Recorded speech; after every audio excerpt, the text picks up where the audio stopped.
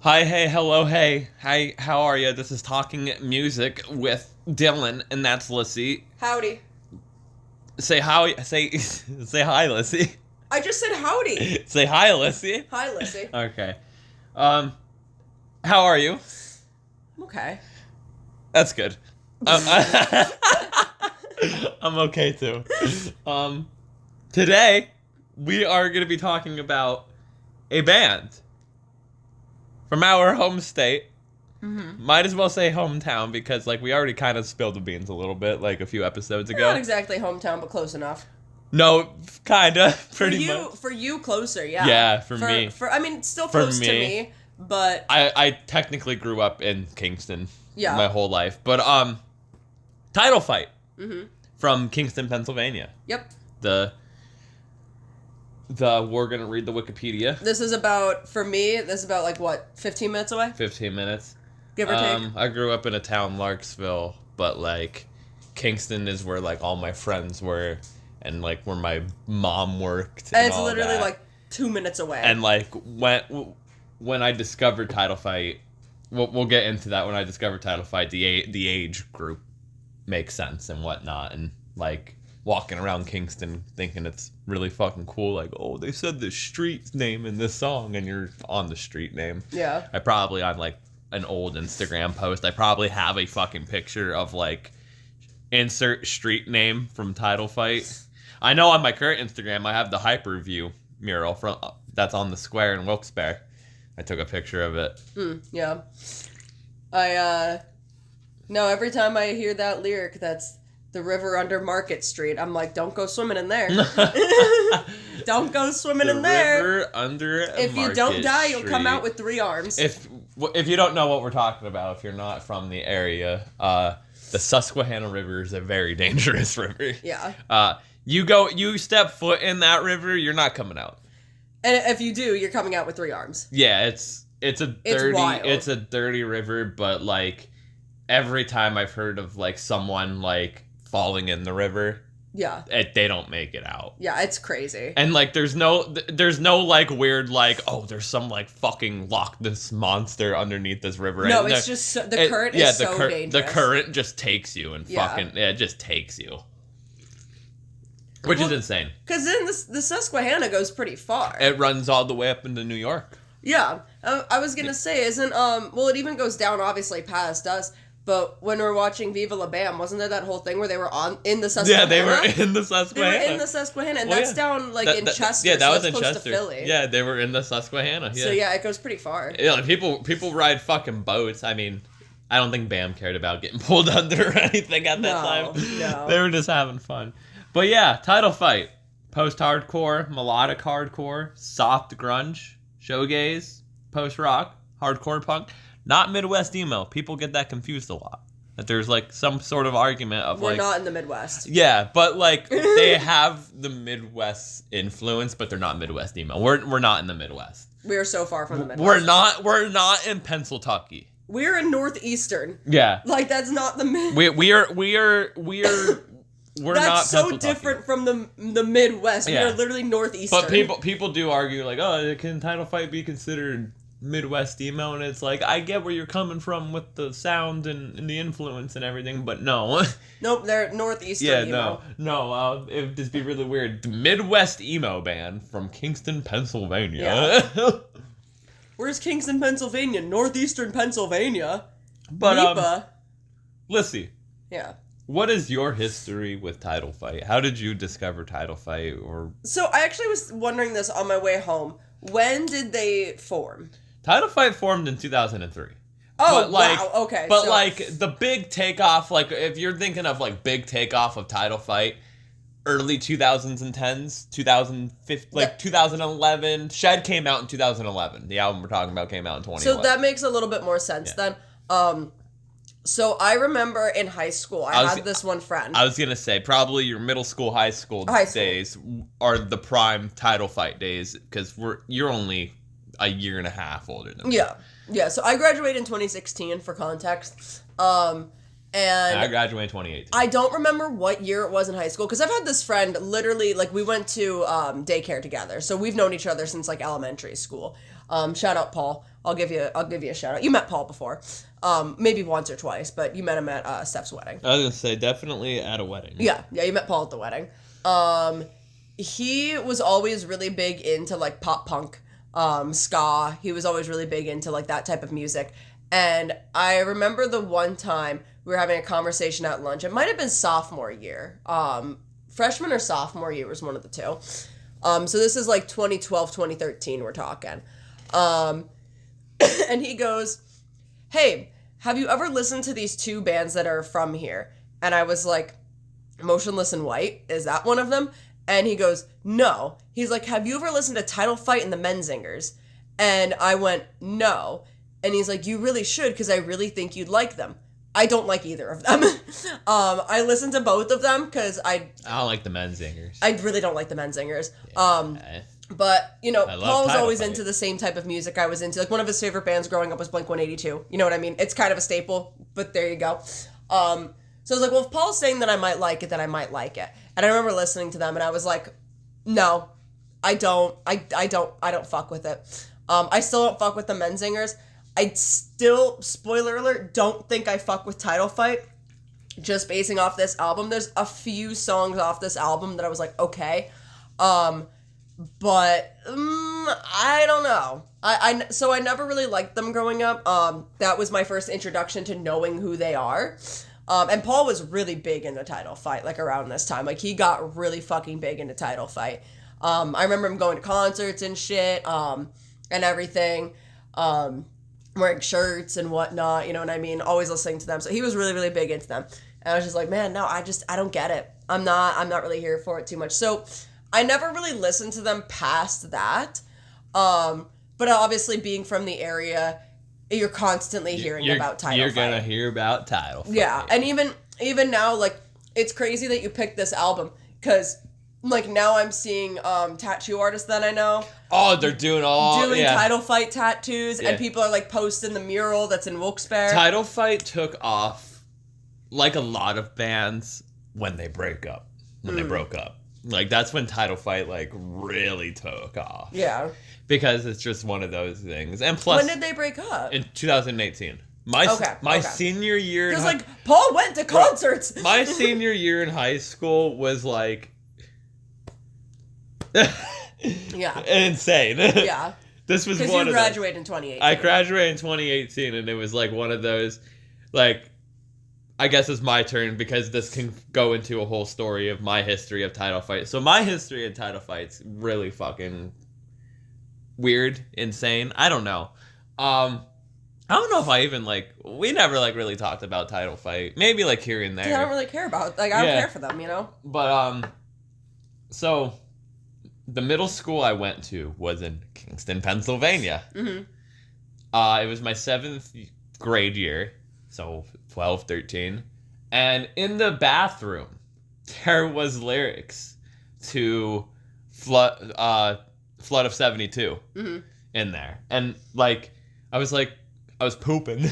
I was pooping because it's in the stall. And, like, someone wrote it and, like, wrote Title Fight. So I'm, like, Googling it. And I'm like, okay, like, I found the song.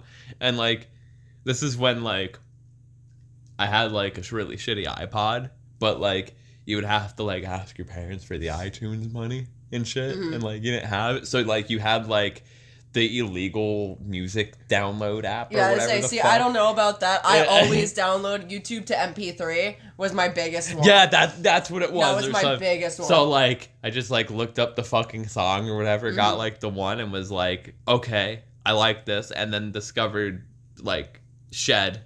And then I think, was Floral Green out at this time? Yeah, Floral Green was out at this time. My 7th grade year was like 2012, 2013. Floral Green came out in what would be the beginning of the school year of 2012. So I probably heard songs off of Floral Green, but I always like fucked with Shed. And I know that I found Floral Green more so like my freshman year in high school. Yeah. Because once I got to hhigh school, Dee Dee. Oh. Okay, that's not good. That's not okay for you to be there. What are you doing? He didn't knock a single thing over. That's He crazy. didn't knock a single thing over. That's crazy. He's so gentle. What an asshole of a cat, though. He's so gentle. Oh, I love him, though. He's such a good boy. But I looked over, and I saw a cat standing there, and I was like, that's not Lita, because she's in there going fucking buck wild with the litter box. And She then, loves digging. And then I saw his little butt, and I was like, I know that little butt. That little butt. Yeah, look at it. He knows I'm talking about him and his little butt. You got a little butt.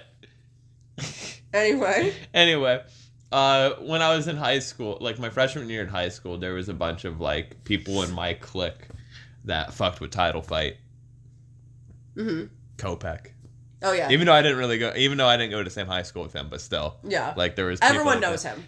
Everyone knows him, but like it was just connected. There was like I said this in like a couple episodes back, like I went to school with a couple of the members of One Step Closer. Yeah. They have a song called Giants Despair, which is a call out to Flood of 72. Yeah. So there was just, like, you just fucking know. And then walking around Kingston, I would walk to school because my mom worked in Kingston. So I would just go to my mom's work in the morning and then just walk to the school because the school was like 2 blocks away. Yeah. But like, that's how you would discover Kingston. And I had a friend at the time that lived in 40 Fort, which is literally a town over in Kingston. Mm-hmm. And we would just walk through Kingston. He wasn't really a fan of Title Fight, but like it was still cool of like walking the streets and being like, oh, he says this name in the song of this town. So Title Fight's always been like that they band. Have a song called You Can't Lose and Lose Earn, because I feel like a band around here needs to have a song called You Can't Lose and Lose Earn. They don't. I'm going to start a band just to do it. You're going to start a band to do it? Yeah. All right. But yeah, I saw Title Fight live once at a Warped Tour at Montage. I think it was 2013. Mm-hmm. It was really early on. It was before Hype Review. But they released Hype Review, and like Hype Review came out my sophomore year in high school.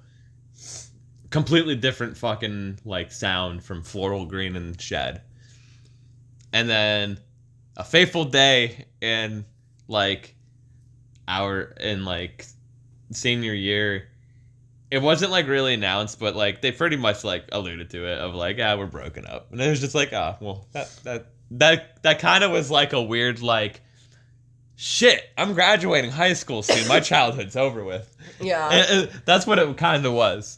So every time I hear Title Fight, it brings me back to like a happier time, but like at the same time, the lyrics are so fucking sad at times. Mm-hmm.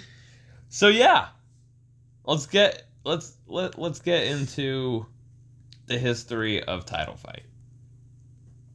So you got members Jamie Roden, he's the guitar vocals, Ned Russin bass vocals, Shane Morin guitar, and Ben Russin drums. Mm-hmm.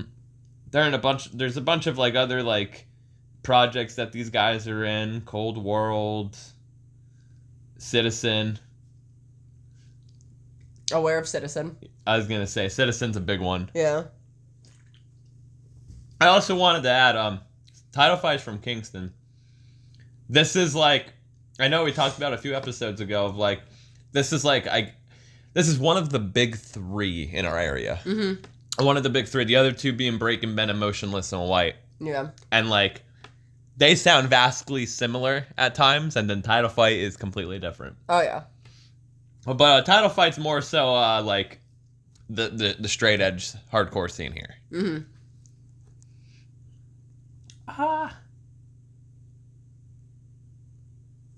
So like the best way to go about explaining their history is they're a hardcore band, pretty much a DIY hardcore band. They got their start playing local shows in the Wilkes-Barre, Pennsylvania area. They grinded. They put out some 7 inches. They got a big following. And then they put out Shed, their debut album. Which is crazy considering they're from 2003. Yeah. They've been a band since 2003, and then their first debut album was in 2011. Yeah. Yeah, like their full length Shed. And then Floral Green would come after that. And then Hyperview. And then the hiatus. It was pretty much to go along with the hiatus. If you want to learn more about Title Fight, all you really got to do, best thing to do, you can find a bunch of YouTube videos of like history, documentaries, and stuff. I don't want to go on to it because we'll be sitting here way too long. Yeah. If we go into it. And plus, we're only talking about the debut album, so I don't want to give away like too much of like their history, just in case we do Floral Green and Hyperview, which we probably will down the road as like a continuation of this. But like their hiatus, like you can still get merch. They still have their merch store up. They still update it, which is crazy. But they pretty much said of like there is a chance that the band will play again. Like there's always a chance. So, never say never, but it seems like they're all happy doing their own things now. But I don't think we'll probably get like one more Title Fight show. Maybe, yeah. Maybe.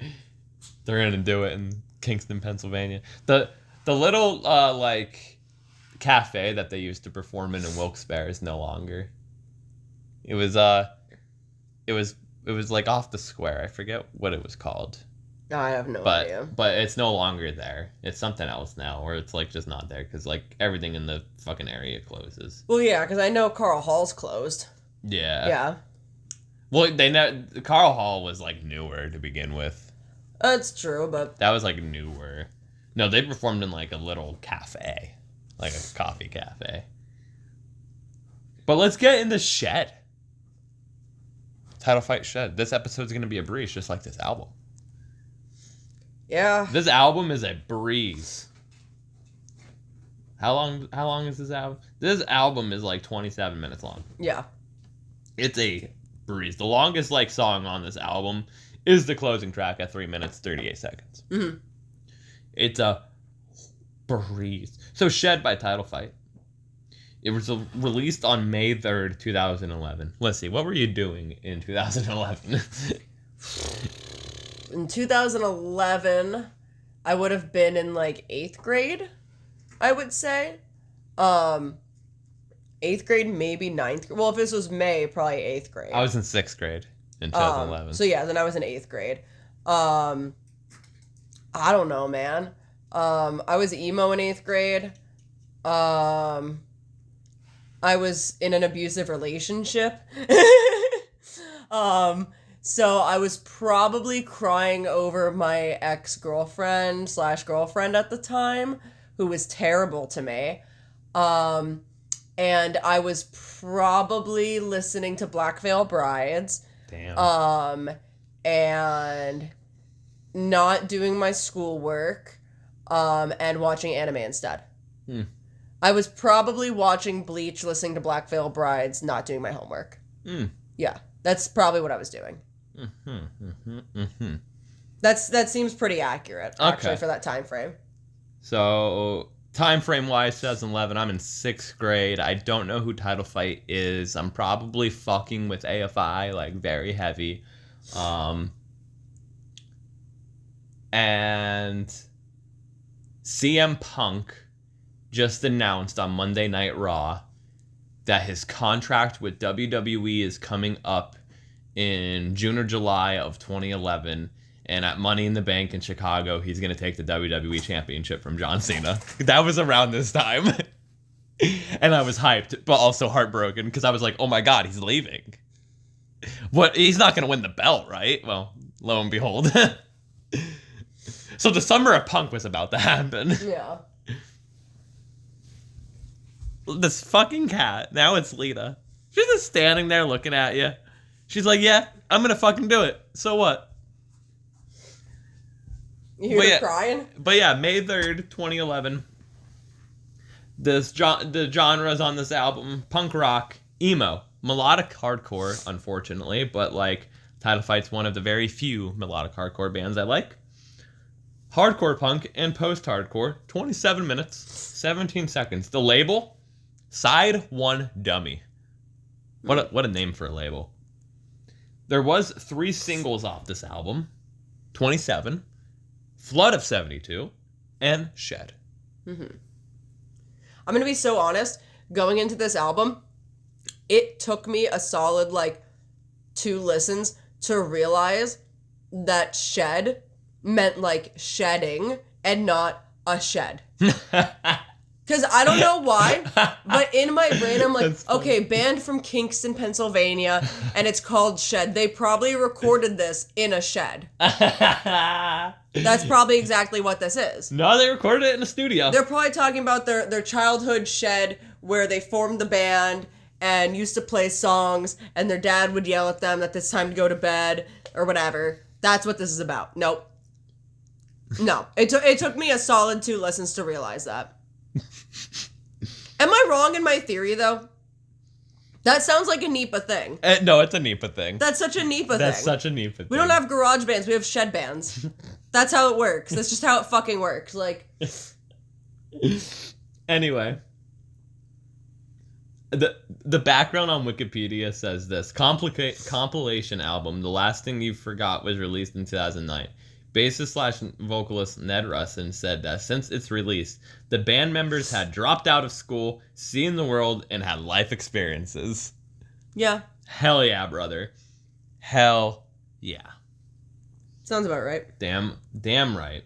Anyway. I'm purposely reading the release section on Wikipedia here because you're going to be mind blown by one thing. So I'm just gonna read this. This is the release history of that album.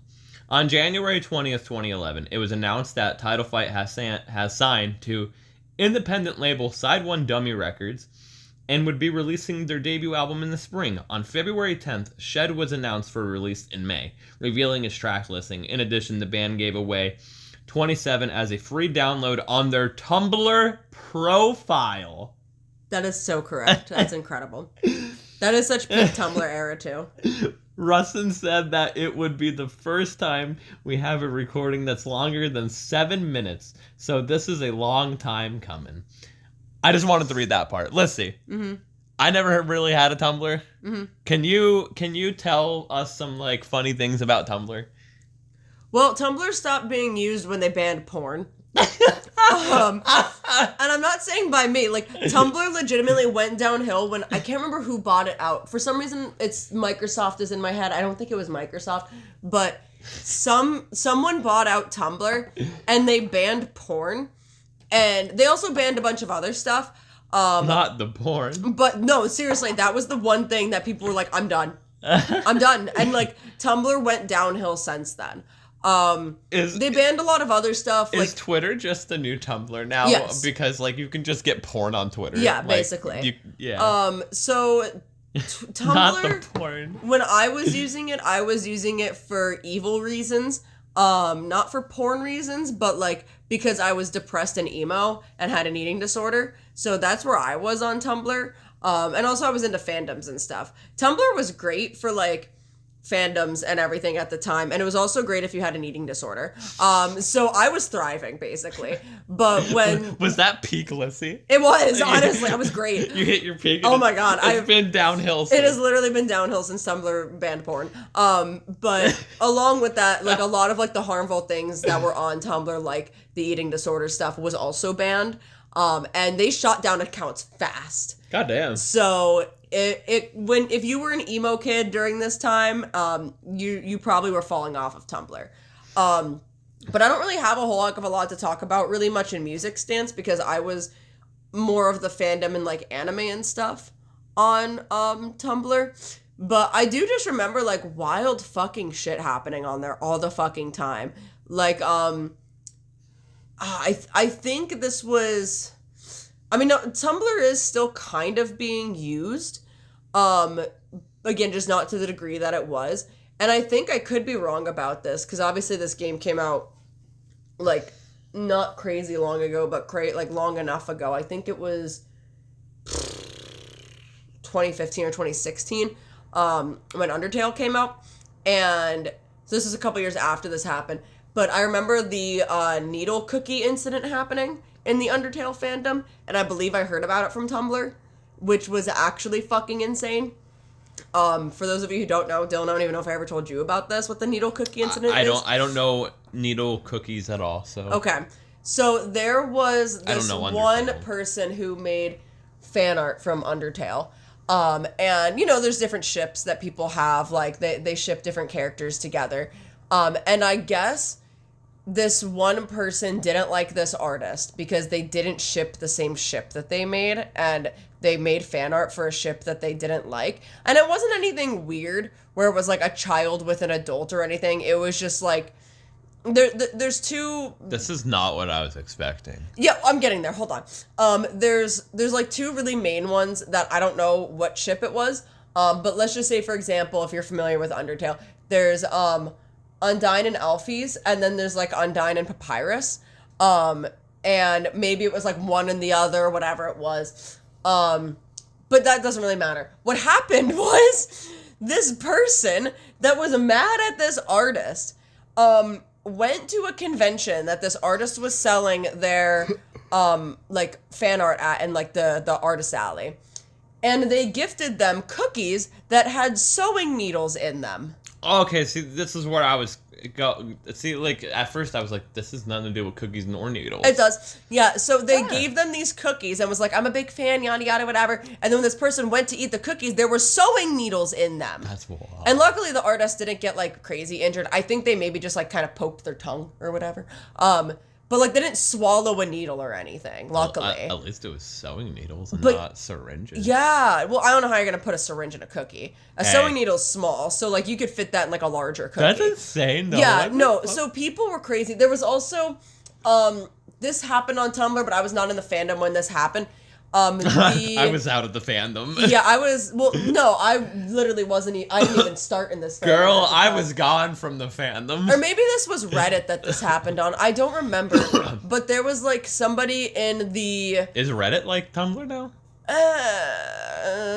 Reddit's weird. Can you get porn on Reddit? Probably. Okay. But there was like the people in the Danganronpa fandom that were like trying to set up like a real life killing game, and the one person that tried to cut off their own finger to be like the real Junko Enoshima. People are fucking crazy. I don't even know if the finger thing's real or not. I never saw photo evidence of this. What the fuck, man? But yeah, like these were the type, even if this didn't happen on Tumblr, these were the type of people that were on Tumblr. What the So when you were in fandom, oh my god, how could I forget, what the fuck was it called? Oh my god. There was supposed to be like that Tumblr convention that happened. I cannot think of the fucking name of DashCon. DashCon was supposed to happen, and it was supposed to be a Tumblr convention run by like people that were like big in Tumblr and whatnot. And it was this catastrophic failure to where it was literally just like a convention room with like a sad ball pit. Like, if you look up DashCon ball pit, it was so fucking iconic and terrible at the same time. It was a catastrophe. But yeah, Tumblr was insane. Tumblr was insane. There are days I really miss it, but it was something. But anyway, my point is, this is a very Tumblr thing to do at the time, because Tumblr was popping off in 2011, especially music Tumblr. What's my last question here? Who has the worst people on there? Like Prime, like now, I guess. Tumblr, Prime Tumblr, or Twitter? Tumblr. There's worse people on Twitter? Tumblr was really fucking bad. Yeah. Okay. Tumblr was pretty bad. There was a lot of fucking crazies on there. It was fucking wild. Twitter's pretty bad with like, if you're gonna look in the sense of like things allowed right now.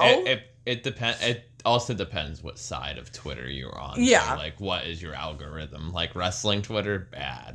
Hardcore Twitter's kind of funny, not gonna lie. Baseball Twitter, pretty good. If you fall into the Tumblr side of, I don't really know what the proper term for it is, but like serial killer fangirls, or whatever that is, that's really bad. That's where I found out. You showed me all that shit. Yeah, that's where I found out about that one girl that drove all the way from like fucking North Carolina or Virginia or something to come to the Weiss that shooting happened at because she wanted to be closer to Randy Stair. That's fucking insane. Yeah. Yeah, you showed me like the Columbine Tumblr. Oh my god, Columbine Tumblr is so and I was bad. like, that's fucking insane, bro. People make like fan edits of the Columbine shooters and shit, and they're like, I really just love them. Like, I could fix them. It's like, girl, no, you can't. They're dead, first of all.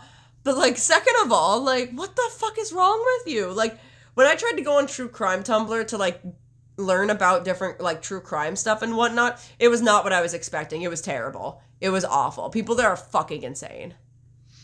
Anyway. Keep your true crime to YouTube. That's all I'm gonna say. Anyway, let's get into this album, Yeah. Shed by Title Fight, the debut album by Title Fight. Track 1, Coxton Yard. Mm-hmm. What you gotta say about this, Lissy? Do you need me to play like No, a tad bit? the thing is, I mean, you can if you want. Yeah, let's play a tad bit. We'll play. It starts just right out of the gate. Yeah. That's pretty much what it is. A lot of what I'm gonna say about this album is the same for most songs. I can understand that argument, yes. And, I mean, I'll give them the credit where this is. The start of the song, or the start of this album, right out of the gate, it immediately shows you literally what you're gonna hear this entire fucking album. We're just gonna dumb it down here when I refer to it. So don't come at me or anything. You like a specific style of emo. Yes, I do. This isn't really your style of emo. No, it's not. You like the don't come at me for this. We're just dumbing it down. You like the My Chemical Romance side of emo. The Paramore side of emo. Yeah, kind of. I wouldn't put My Chemical Romance there, because I do like My Chemical Romance. Mayday Parade. Yeah. Yeah. I was not a big My Chemical Romance girly growing up. Like, I would really say my first, like, emo type of band getting into was, like, Evanescence. Okay. So if we're talking about, like, the emo... Don't come at me. We're not doing the emo copy pasta here. But, like, mid-2000s emo founding fathers, would you be My Chemical Romance or Fall Out Boy? Probably Fall Out Boy, right? Mm-hmm. You would fall into I'd be Fall closer Out to Fall Out Boy. Okay. I would fall because I liked closer more to- of the poppier pop punk. There we go. I like the punky pop punk. You Because I want my punk to be separate from my pop. You didn't really care for the fucking goth guys. AFI. You didn't really care for like AFI or Gerard Way or I liked like the AFI more. I liked the Used here and there. I liked AFI more than anything. Like, if we're gonna say the Used by Chemical Romance or AFI, I was listening to more AFI. Okay. But, like, I liked a couple of My Chemical Romance songs a lot. I liked a couple of the Used songs a lot. Like, a couple of AFI songs a lot. Okay. But my big four were All Time Low, Mayday Parade, Paramore, and Green Day. Okay. That's where my big four were. Makes sense. Yeah, so you're on that side. This is a completely different... Green Day was, like, the most punky pop punk I would go towards. This is, like, a completely different spectrum. Yes. Like, Title Fight's completely different and all of that. Mm-hmm. So, I can understand where you're coming from on your argument. But, yeah, this is a good start to the album. Minute and a half ripper. Mm-hmm. I will give it that. Minute and a half ripper. That's all you gotta say? I don't have much to say about this album. I don't. Like, there's a couple I'm gonna be songs saying I'll a lot talk of more like, about. yeah, this is good because I enjoyed this fucking album. Yeah. Track 2, Shed. I'm just trying to fill in some time, so that's why I'm just gonna play a little bit of it. I like how Shed starts, Yeah. and then it's kind of that trademark screaming vocals. I love the raspiness of his vocals. See, I don't. You don't like the raspiness? I really don't like like, most of the vocal style on this album I don't like. Okay. I do like a lot of, like, the instrumentals to this. Like, I like the guitar a lot in this song. Like, I like that. But, again, like, a lot of this just falls into that same kind of groove and vibe to me, where, like, I always say, like, I like albums that have, like, a lot that kind of breaks it up. There's not a lot that breaks this album up for me. And this album goes right through. The part that does break this album up for me, I do like, which again we'll get into a little bit later. I think I know where you're coming from. But I like a lot of these songs just blend all together. So if I'm thinking of the song, I'm just gonna point at it so I can continue what I want to say. That and the next one. Okay. Mm-hmm. So it is the midway point. I was gonna say it's the midway point. So when you're listening it to on an album, mm-hmm. That's why they did that. Yeah, and I get that, but I wish that there was... Because it's like the end of side A, beginning of side B. Yeah, and I wish that there's a bit more of diversity in this album. Like, it just doesn't have enough to fluctuate for me to, like if this song Driving, like, when I'm listening to this Driving, I'm fine driving to it. It's not like I hate this album so much that, like, I can't deal with it. Oh, I didn't mean But, like, it's one of those albums where I'm just, like, if I'm trying to pay attention to it, it's all the same to me. Shed your skin, change your face. Hell yeah. Track 3. I love how this song starts.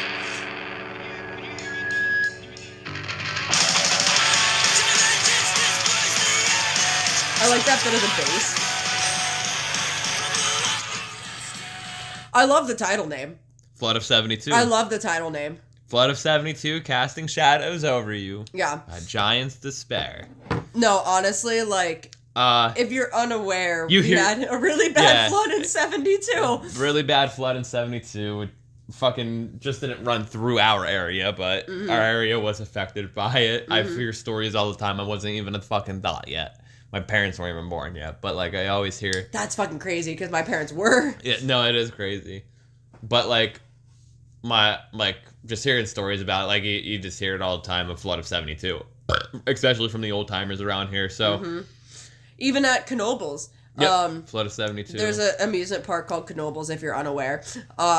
They have flood markers. Yep. From where all the floods hit in Knoebels. It's fucking... When you stand next to that, because that's... The markers are, like, where the height of the flood water was. Yeah. It's fucking crazy to think. I believe it's in Kirby Park, or it's on the dike, which we'll get into why there's a dike. There's pretty much the reason why there's a dike now.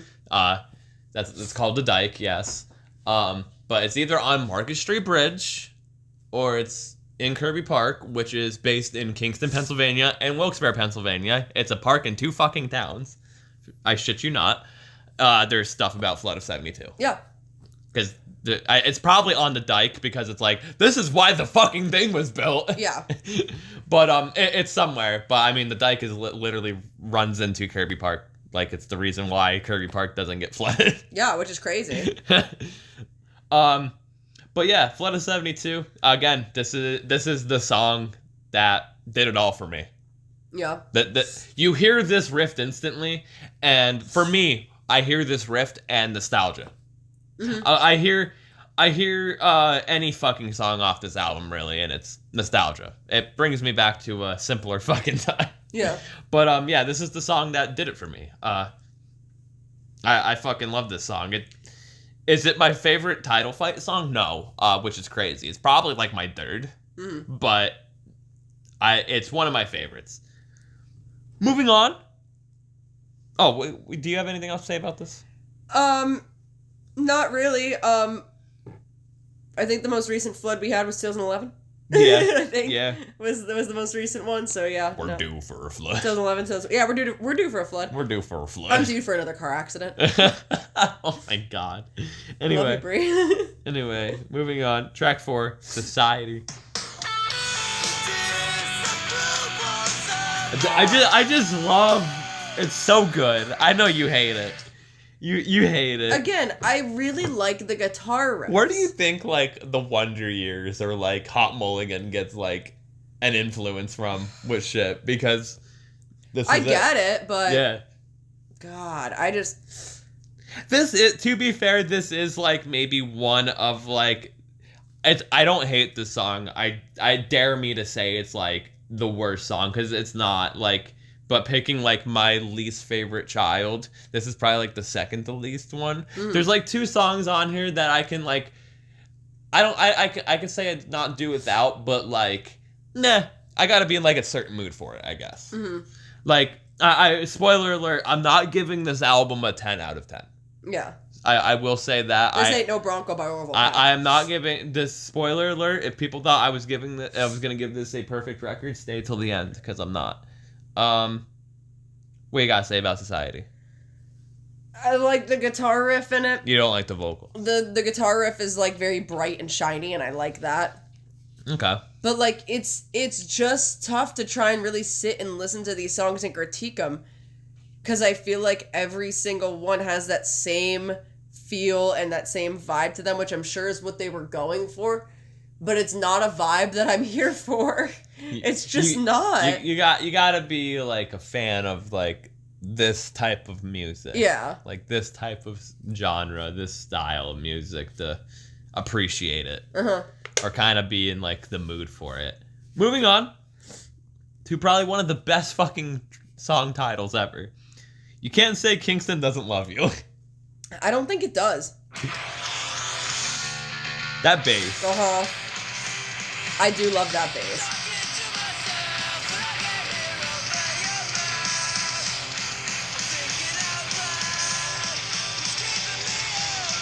Don't play it for too long, we're gonna get copyrighted. I know.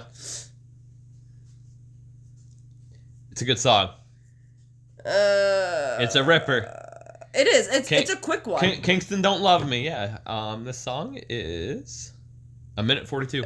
I don't think Kingston loves me. Yeah. I don't really think I've had that many good experiences in Kingston. Or with people that have come out of Kingston. I was gonna say, like, what is, like, your best experience in Kingston, Pennsylvania? Hanging out at the Taco Bell.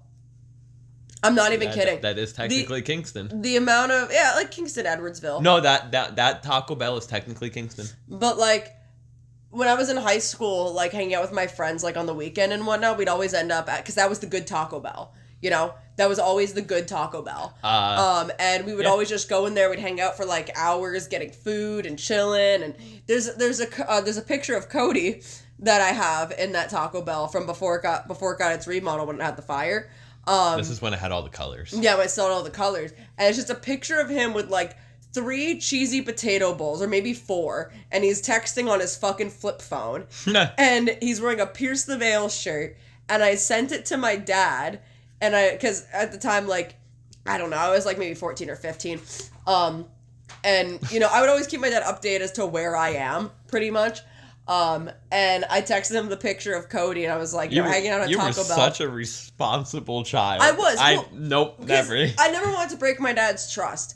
And I was allowed to go hang out with the mall with my friends. For a while, I actually wasn't allowed to be in the car with, like, Cody or, like, Jake or Kyle or anything. Because my dad knew them, but he didn't know them well enough. And he was like... has the zoomies. I know.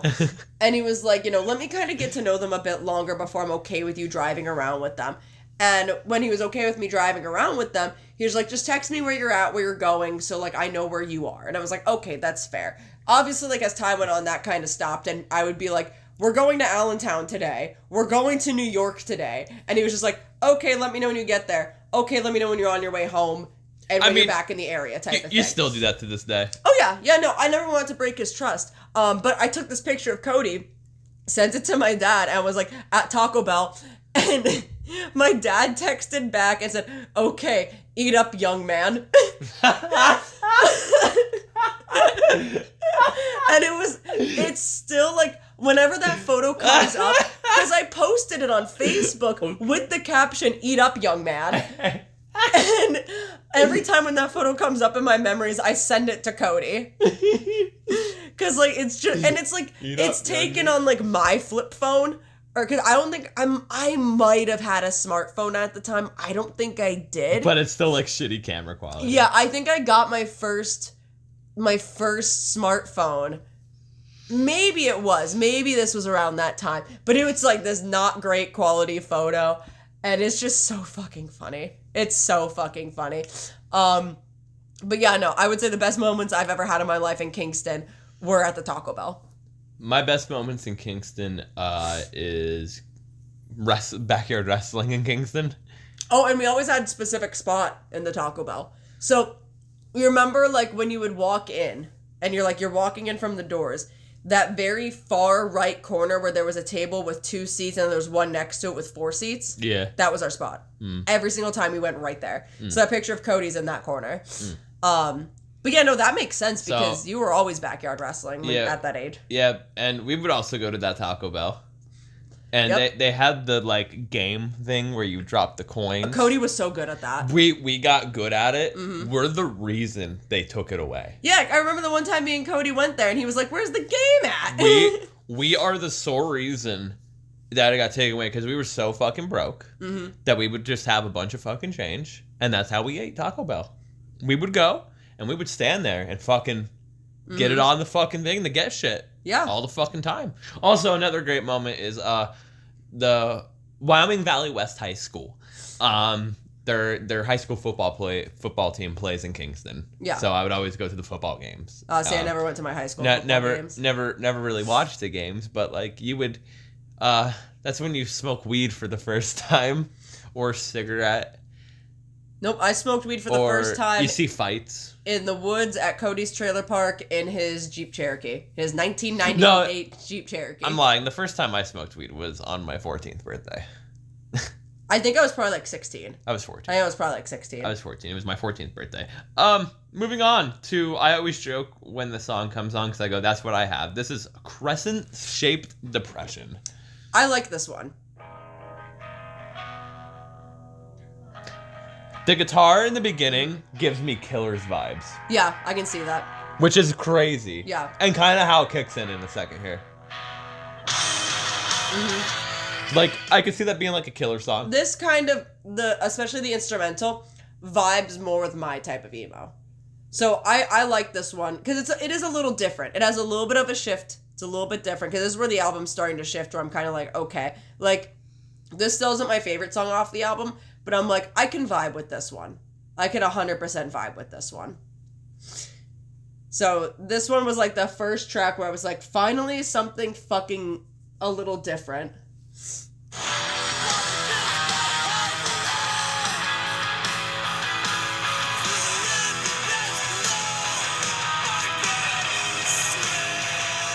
But I'm still not exactly a fan of the vocals in this one. Shout out to Market Street, Wilkes-Barre, PA. Yeah. Shout out Market Street. No, there's so much fucking shit that happens on Market Street. Fuck Market Street. Shout out Market Street. Fuck Market Street. I mean, it don't matter now, but like, dude, we lived on Market Street. We did live Fuck Market Street. We did. But while the kids back home will leap to the riverbeds below Market Street. That's a dark fucking lyric. Remember how we said that river's dangerous? Oh yeah. There's, like, not to get all morbid and stuff, there's people that have jumped off that bridge. There's been so many times when we lived on Market Street, like, because we were there for about 3 years. I've witnessed the cops pull up on someone. Yeah, there was cops pulling up on people about to jump. I was driving over the bridge and the lane blocked off. The lane just immediately closes and you're like, what the fuck? And you look over and you're like, oh my god, like, it's sad to think. It is. Like, it's sad, like, and it's unfortunate to think, like, I mean, I'm not sure how many of them were kids, but we did have, like, a pretty high homeless population. Yeah. So, like, you know, you also wonder, like, shit because like that. It's so fucked up. Your Market Street's really high up, and you're jumping off of that, you're plummeting right into the river. If the jump, like, this sounds fucked, but if the jump from the bridge to the impact of the water doesn't kill you, the river will kill you. Yeah, the river will kill you. Like, you're dying either way. Yeah. You jump off that bridge, you're dead. Yeah. Which there's really no saving you. Yeah. Like, I don't think I've ever heard of people getting saved from the river, but I'm sure that there's probably a couple, but it's slim. Yeah. It's so slim. But yeah, no, but it's true though. I mean, it sucks, but it is really true. Like, the amount of times, that we've come across that, it's fucked. And after the song ends, you kind of just sit there for a second where you're like, well, man, you let those lyrics soak and you're like, well, fuck, that was pretty fucking dark. Mm-hmm. And then, next track.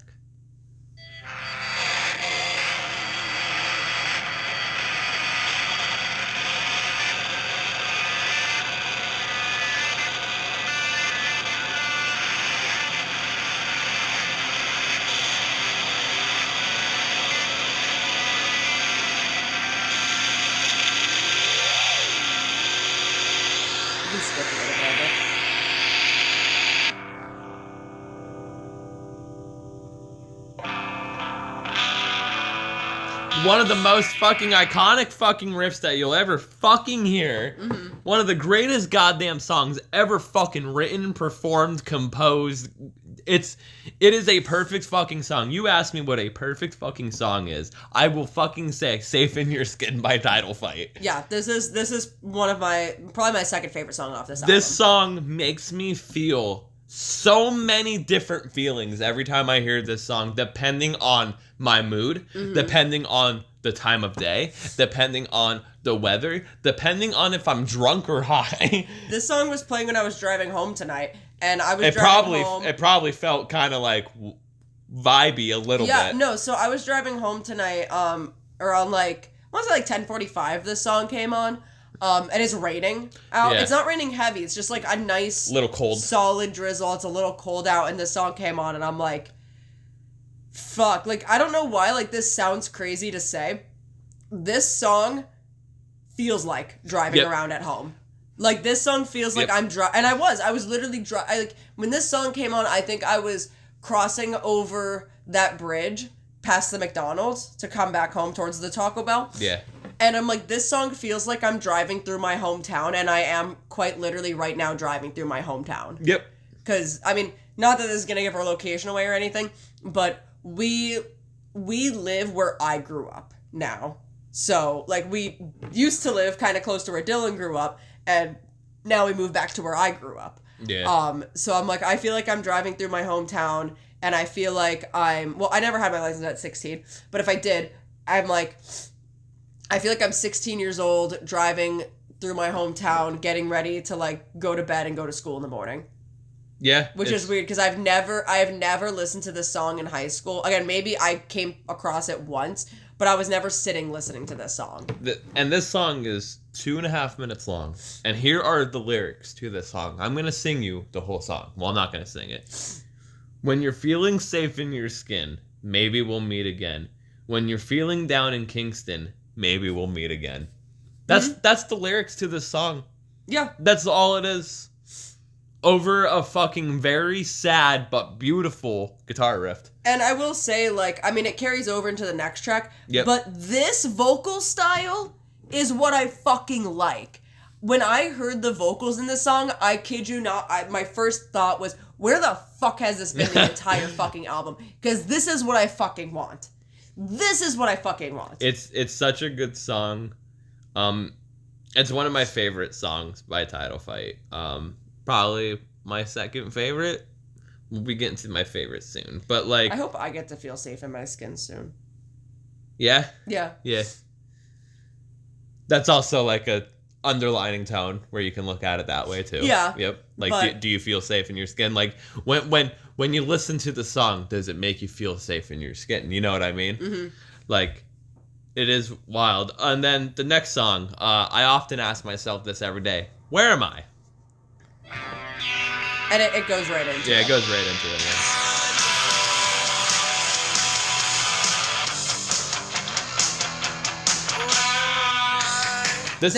This is like old school Weezer.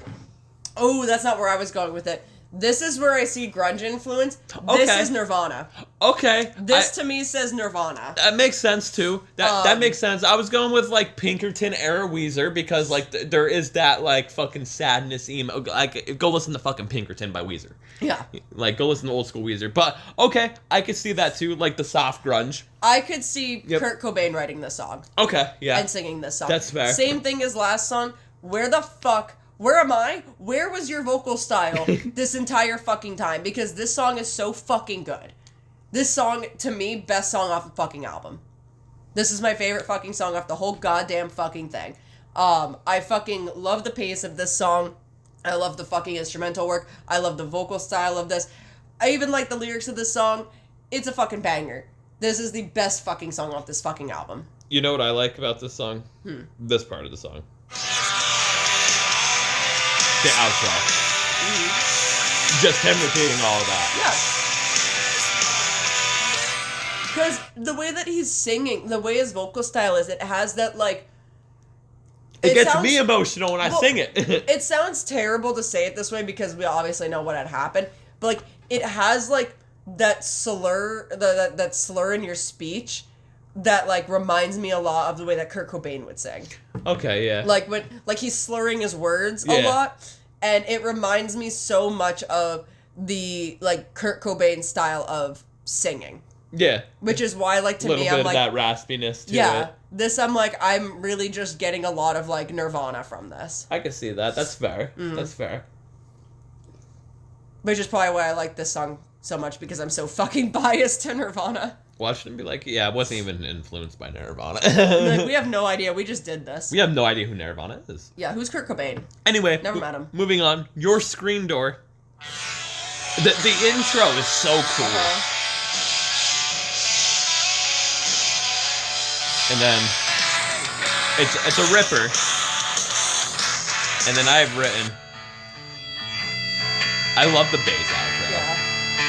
This is literally just the whole outro. And it's fucking pretty cool. This feels like summery. Okay. You know what I mean? Like, I could see myself driving around in the summer with the cranked down windows down of that same 1998 Jeep Cherokee with Cody, and the fucking sun beaming in on us. We're going probably to fucking Allentown for whatever fucking reason again. I mean, like... And this song's just fucking blaring. There is, like, lyrics that, like, allude to, like, summer, like, on your porch swing talking with me. Like, you sit on the porch swing in the summer. Oh, yeah. Or, like, just open your screen door. You usually have, like, your screen door, like, available to open, like, in the summer. No, I mean, like, for some reason, this song just makes me think of, like, summer nights and summer days with my friends when we were sitting on the porch drinking alcohol when we shouldn't have been. Yeah. It's one of the, it's like a nostalgia song. Yeah, like watching Cody's dad accidentally drink a cigarette ashtray, which sounds crazy, but they used to ash their cigarettes in a bottle of water. And he was very drunk. And he drank an ashtray, so that was fucking wild.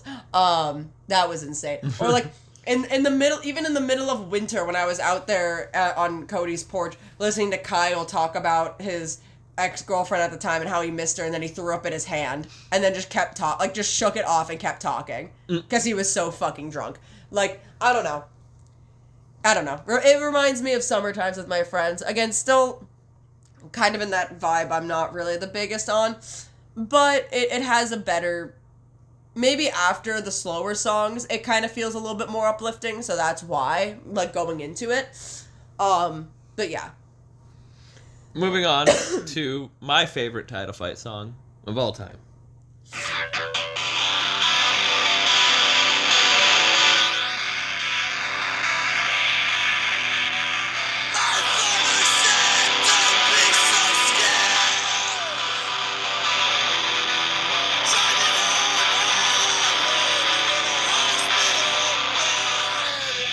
I mean, come on. Fucking come on. Like, hold on. I will say, it's a very sad song. It's a sad song, but like...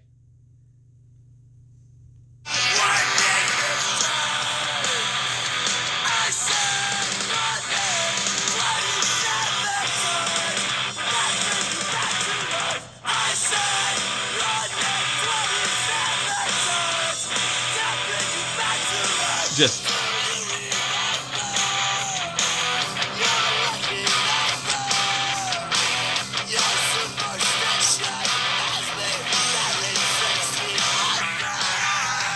Yeah. Just, perfect. Goddamn. I will say, like, Fuck. I know a lot of the songs have, like, a fucked up meaning to it. Yeah. But I will say, the vocal style of the lead singer, and, I mean, the backing track is great, too. But, like, the vocal style in this song fits so fucking well. Like, I could feel the emotion being conveyed from this. And, like, I know that there's a lot of emotion in this entire fucking album to begin with, but just something about this song, I'm like, I really feel like your style of singing this is draining you. I get that. I feel like any song that has something to do with 27 or the 27 Club is just really emotional. Yeah. To begin with. Because that's what this is alluding to. Uh-huh. And all of that. And it's just so good. I like the... Like, I don't want to say like or be like, oh, it's a trend or anything. But, like, the 27 Club, like, the whole, like, lore behind it is, like, just really sad but interesting. Yeah, do you know how much it fucked me up when Jack Perry turned 27 and on his birthday he posted a picture of a white lighter? White lighter, yeah. It's crazy. No! It's crazy. What do you need that for, boy? Yeah, call me a basic bitch, but, like, this is, like, Like, this is one of my favorite fucking title fight songs. It's number 5 on their Spotify. It goes Safe in Your Skin, then Head in the Ceiling Fan, Where Am I, In Between, 27. So, I mean, it's up there. We call me a basic bitch, but, like, it's fucking good. I remember the first time I ever heard this song, and I was, like, floored. Yeah. I was like, fuck. Like, 12, 13-year-old Dylan was like, oh, goddamn. Oh, goddamn. Anyway, moving on. Second to last track. Track 11. Stab.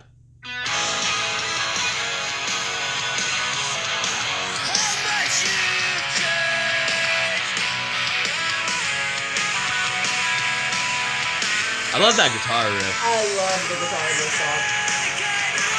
song. Take a stab at me.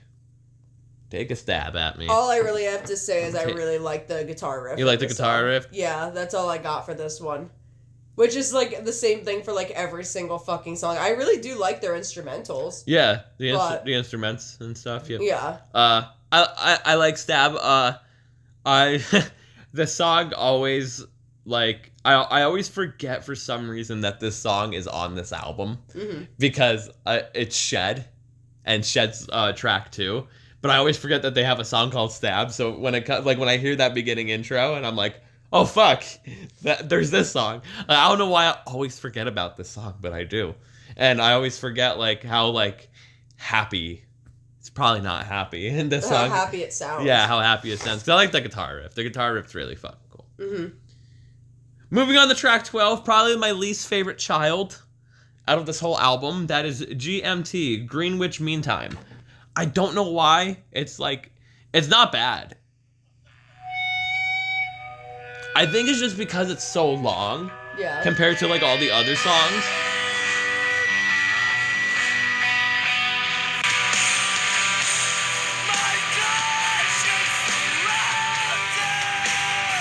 Like, it's not bad. Don't get me wrong. But I think it's just because it's the longest song off the album and it is the final track and all the other songs were like a minute and a half, 2 minutes long. I feel like this song is just drawn out to me.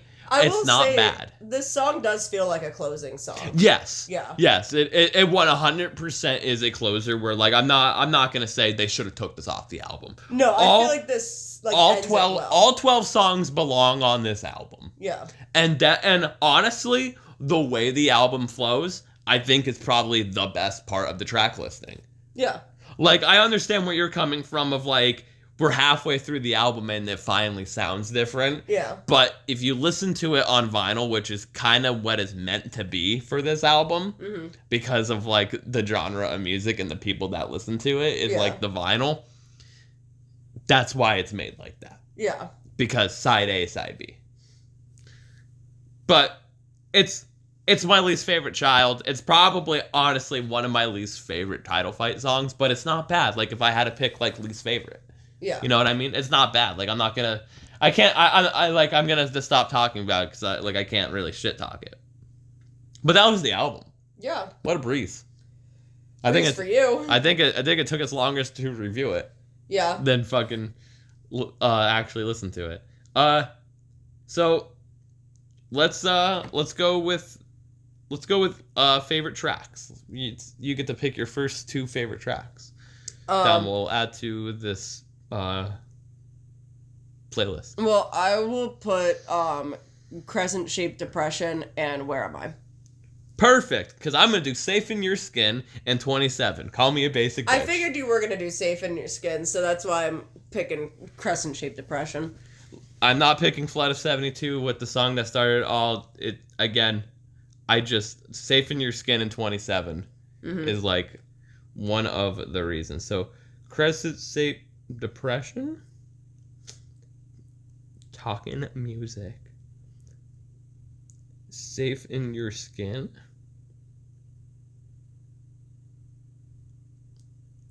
You said Where Am I? Where Am I? And 27.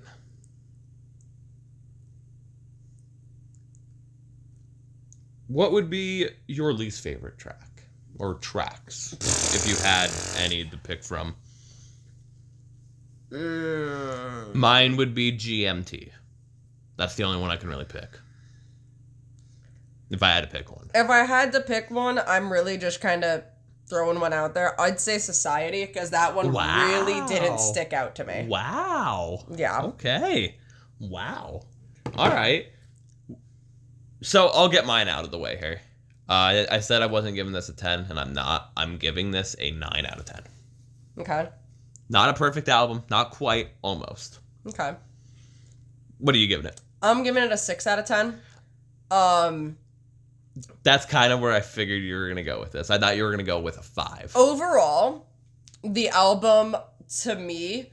Well, overall, the album, it's good at what it does. What it's supposed to do and what it's supposed to sound like, it excels in. You're just not a fan of the style of music. I'm not. And personally, like I've been saying this entire time, there's a lot that sounds the same. There's not a lot of, like, diversity in the sound, which to me makes the album draw out for a lot longer. It makes me lose track of where I am in the album if I'm not paying attention. It kind of just all sounds like one long song until we get to the shift. And I don't really like that about the album. Again, it's not that the sound, like, I'm not a big fan of the vocal style, but it's not that the sound of the actual album itself is bad. You just like a different style. Yeah, and that's kind of where I'm at. Like, if this fucking sounded like fucking Paramore. Yeah, no, 100%. And, like, I'm just saying, like, I'm giving it the 6 because, again, I think it absolutely excels in what it needs to do. And who am I to really say anything? Because they went on to have a very fucking successful career. What the fuck have I done? They're doing something right, obviously. And a lot of people fucking love this album and they love this sound. And they really made it. Yeah. They really made a fucking staple with this, and I gotta give them the credit for that. But the reason I'm giving it like the 4 points down is because I just think it draws on like the same sound too long, too much. I wish there was a little bit more diversity in it, and it's just not my vibe. Alright, it's fair. So, it's not a bad album. It's fair. It's fair. It's not a bad album. It's just I don't like the album. Fair. It's one of those you can pick and choose for you. Yeah, like, again, if you were to play this album when we're driving somewhere, I'm not going to snub my nose at it. I can listen to this. I can have this playing on in the background. I can vibe to it. I am never putting this on, though. You could probably pick, like, maybe a couple of songs that you like off this album and make, like, an EP off of it if you want to. Yeah, no, but I'm not throwing this album on any degree, but if someone else is playing it, I'm not going to tell them to turn this shit off. You know what I mean? I got you. You're not going to go out of your way, but... Yeah, if it's on, it's on. That's how you feel about Title Fight. It's understandable. Yeah. It's understandable. There's people that out there that don't really care for this type of, like, music. I understand, because it is like a very, like, different type of thing. It's crazy, too, though, because then when you also listen to a different type of genre that I listen to, like, fucking haggis, like... Not a lot of people are gonna sit and actually fucking enjoy fucking haggis. Yeah. You know what I mean? Or, like, any of, like, the mincecore porno grind type of shit that I do enjoy is like, what the fuck? How are you listening to this shit, but you're not listening to fucking this? There was a running joke that still happens for a while where if it sounds like garbage, I'm probably gonna like it. Dylan and Cody were out having, like, a cigarette or, like, smoking a blunt or something, and a random song came on by a band. And they were like, this sounds awful. This sounds like shit. We need to tell Lyssie about this band. It was Chat Pile. It was Chat Pile. And I fucking love Chat Pile. It was Chat Pile. And we were like, what the fuck? They were like, this is actually terrible. We need to tell Lyssie. Yeah, and then I played it and I was like, this is incredible. It was so fucking bad. I love them. Me and Cody were like, what the fuck is this? Yeah. And then immediately we're like, oh, well, Lyssie's gonna love this. So, like, you know, I can't say much, you know what I mean? Like, if someone wants to come at me for liking Chat Pile but not Title Fight, I have no argument. I have no fucking argument at all. The fuck you mean you like Chat Pile over Title Fight? Yeah. What the fuck? No fucking argument, because I'm well aware of the irony in the situation. But it's just, I like my trash one way, not another way. I hope Kopech listens to this episode because he fucking loves Title Fight. Yeah. So I hope he listens to this episode. He's gonna unfriend me and on Facebook. he's like cussing you out right now. He's listening to this and he's like, "Fuck you, man." He's gonna show up at our doorstep and he's gonna sit me down, duct tape me to my Kuromi chair, and make me listen to their entire discography until I like it. Like, actually, he's gonna be like, "Dylan, what albums you got?" And I'm like, "I only have Shed and Floral Green. Surprisingly, I need to get the others." He's gonna be like, alright, cool, I have the rest. Yeah, I have the rest. Lissy's not allowed to leave the house until they like Title Fight. But, yeah, so again, I understand the irony in this situation 100%. But, again, I like my trash one way, not the other way. Damn. So, and, like, this isn't, like, me trying to dig. Like, it is kind of, like, that vocal style, like, a lot of people would, like... A lot of people that aren't into this type of music would listen to it and be like, this is fucking trash music. Why do you fucking like this? Would you rather listen to Title Fight or the Menzingers? Oh, Title Fight. Okay. Yeah, hands down. I really don't like the Menzingers. I really fucking don't like the Menzingers. Out of Breaking Bend, Motionless in White, and Title Fight, the big three, is Title Fight number 3 for you? Oh, yeah. Okay. Yeah, it goes Motionless, Breaking Bend, and Title Fight. Okay. Hands down. Okay. Makes sense. I mean, that's also, there's a lot of nostalgia with Breaking Bend for me. You know what I mean? Well, yeah. I mean, we all. I was gonna say it would probably go for me Breaking Bend, Title Fight, Motionless. Yeah. Because there's nostalgia with all three of them, but like if I had to pick nostalgia factors over one or the other, nostalgia with Breaking Bend because like there's a lot of nostalgia there with my dad. Yeah. So that I'm gonna pick that over nostalgia of middle school years. Yeah. Yeah. No, it's definitely gonna be Motionless and because that was like Motionless, and then I'm putting last because I'm just gonna that's nostalgia over suicidal years. Yeah. Yeah, Motionless was just a lot yes. Like, in my high school years. Can't like wait to end it off. Trying to like find my own vibe and whatnot. And honestly, like they always say, like I mean, I don't miss high school at all. Like, I don't miss going to high school, but I miss being that age a lot. I miss like how much fun I had, and Motionless was a big part. I miss the age and like yeah, looking back on it, you make dumb decisions. Mm-hmm. I would obviously go back in time and probably fix some things, but like I miss like there was no worries. Yeah, you were able to hang out with your friends, no worries. I was old enough to hang out with my friends and go do fun stuff. And I didn't have to pay taxes. So, like, it was great. I was backyard wrestling. No worries. I was ending up in fucking New York randomly at fucking 4 o'clock in the morning. And just telling my dad, I'm in New York right now. Like, you know what I mean? Yeah. Like, I would crash over Cody's place every single fucking weekend. Because, I mean, me and Steph were friends. So, like, my dad didn't care. Like, we were all friends there. And it was everyone was getting together. Like, we would all go over Cody's house. Like me, Steph, Nick, Cody, Jake, Kyle, Dave, like, we would all just go over and hang out and play video games and drink alcohol and then randomly, like, end up in fucking New York. Like, it was wild, you know what I mean? But it was so fun, you know what I mean? Like, just sitting playing Mario Party with my fucking friends, drinking fucking handle of Jack to myself. You know what I mean? Four Loko. Yeah. Oh my god, no, man. Four Lokos fucked me up so bad. Like, but I'd have a little fucking bottle of Jack to myself. Everyone else fucking drinking whatever the fuck else, and I'd just be fucking sitting there drunk off my ass playing fucking Mario Party at like fucking 16. Like, it was great. You know what I mean? Well, anyway, that was Shed by Title Fight. Mm-hmm. Lissy. Yeah. I got to pick that. What are you going to torture me with for this next episode? Well, it's actually a little funny.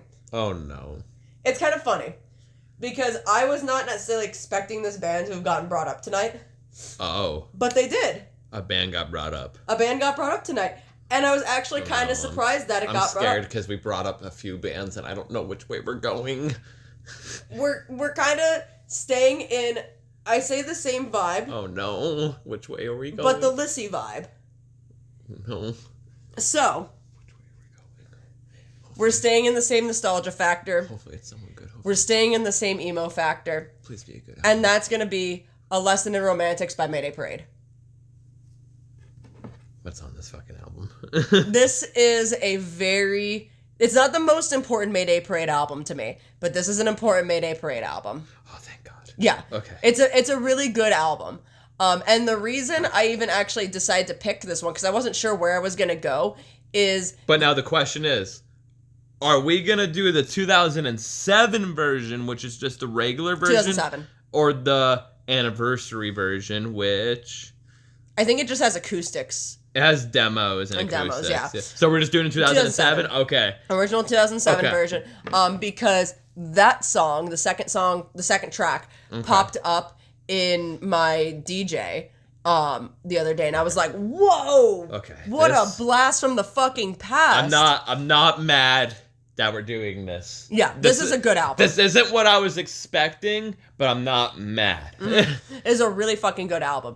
And I was like, I feel like Dylan got to do his little like emo vibe. I thought you were going Paramore, and I got like really scared of like what route we were Paramore, because you know my opinions on Paramore. If I was picking Paramore, it would have just been Riot. Okay, good. Like, I've been like, phew, a breeze. Yeah, it would have been Riot. I feel like, what a breeze. We'll eventually do Paramore, and maybe I won't pick Riot now because I said that. But there's a couple Paramore albums you can pick that are solid. Well, no, see the thing, my relationship with Paramore is I like Paramore, but I also don't like Paramore. That's fair. Yeah. But no, and I figured you got to do your version of emo. We're doing my version of emo now. Okay. So I'm not against it. yeah. So A Lesson in Romantics by Mayday Parade. That's gonna come out in about 2 weeks. And yeah. I think you'll enjoy it. I think you'll thoroughly enjoy the album. I've listened to the album before. Yeah, but I think it's been a while since you've listened to it front It's back. been a while since I listened to Mayday Parade in general. Yeah. So yeah, this isn't the album that means the most to me, and it's actually not my favorite Mayday Parade album. Is it? Is this their debut? Spotify. No, it's not. I was gonna say Spotify. Well, actually, no. I might be thinking of their EP. I was gonna say Spotify tells me it's their debut, but I'm probably thinking of their EP then. Mayday Parade. I mean, it's something we can kind of go into a little bit more later on. Well, yeah, I just want to make sure. No, it is technically their debut. Yeah, because they had an EP before this. Yeah, it's technically their debut. They have a new album coming out this year. Mm-hmm. They're still doing shit. But yeah, so that takes us to the end of this, which I'm going to go through quickly because I really fucking have to pee. So, okay. Thank you guys so much for listening and watching. If you're interested in following us on Instagram, you can follow us at Talkin Music Pod. That is TALKIN_MUSIC_POD. If you want to follow me on any of my social medias, you can find me on Twitter and Instagram at the same handle, which is Lungtar, LUNG_TAR. You can find me on Blue Sky at Lungtar, LUNG __ or a single hyphen TAR, whichever one it might be. And you can find me on TikTok at Lungbucks, LUNG __ BUCKS. It is predominantly all wrestling though, so I do apologize. Dylan, where can they find you? You can find me on the Instagram at DYL_line, WEAVES_line, or on Twitter. Same thing, no underscore lines. One word. Dale Weaves. But thank you guys so much for watching, and we will see you in the next one. Goodbye!